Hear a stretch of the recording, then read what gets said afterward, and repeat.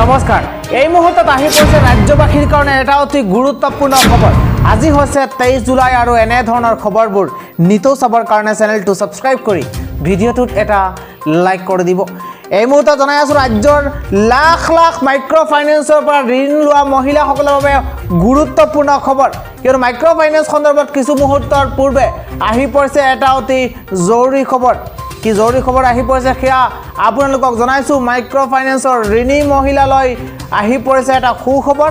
micro ফাইনেন্সৰ ঋণ ঘূৰাই নিদিয়া মহিলাক কেতিয়া সকাহ দিব চৰকাৰে পূৰ্বতে মাইক্ৰ ফাইনেন্সৰ পৰা ঋণ লোৱা মহিলাসকলে লাভ কৰিছিল 25,000 টকাৰ চেক আৰু বাকি টকা মহিলাসকলে বা যিসকল মহিলাই নিয়মিত ঋণ পৰিশোধ কৰিব পৰা নাই সেইসকলে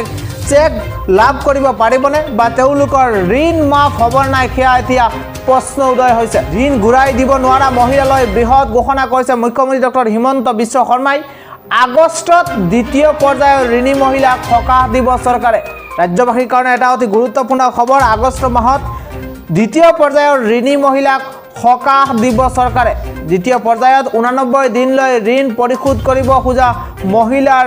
ঋণ মাফ কৰা হ'ব শীঘ্ৰেই ঋণ ঘূৰাই নিদিয়া মহিলাকো এনঅ'চি প্ৰদান কৰিব অসম চৰকাৰে এটা অতি জৰুৰী খবৰ যিসকল মহিলাই নিয়মিত ঋণ পৰিশোধ কৰিব পৰা নাই বা ঋণ ঘূৰাই দিয়া নাই সেইসকল মহিলাকো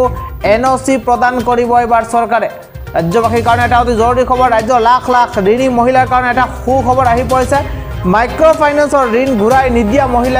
মহিলায়ো লাভ কৰিব এনঅ'চি ঘূৰাই নিদিয়া মহিলালৈ জৰুৰী খবৰ দিছে মুখ্যমন্ত্ৰী ডক্টৰ হিমন্ত বিশ্ব শৰ্মাই শীঘ্ৰেই ঋণ ঘূৰাই নিদিয়া মহিলাকো এনঅ'চি প্ৰদান কৰা হ'ব আৰু দ্বিতীয় পৰ্যায়ত 89 দিনলৈ ঋণ পৰিশোধ কৰিব খোজা মহিলাৰ ঋণ মাফ কৰা হ'ব আগষ্টত দ্বিতীয় পৰ্যায়ত ঋণী মহিলাক সকাহ দিব বুলি ঘোষণা কৰিছে মুখ্যমন্ত্ৰীৰ তৰফৰ পৰা ঋণ ঘূৰাই দিব নোৱাৰা মহিলালৈ বৃহৎ ঘোষণা কৰা হৈছে মাইক্ৰ ফাইনেন্সৰ ঋণ ঘূৰাই নিদিয়া মহিলাক কেতিয়া সকাহ দিব সেয়া উল্লেখ কৰিছে মুখ্যমন্ত্ৰী ডক্টৰ হিমন্ত বিশ্ব শৰ্মাই আৰু অৱশেষত ঘোষণা কৰা হৈছে আগষ্টত দ্বিতীয় পৰ্যায়ৰ ঋণী মহিলাক এইবাৰ সকাহ দিব মুখ্যমন্ত্ৰী ডক্টৰ হিমন্ত বিশ্ব শৰ্মাই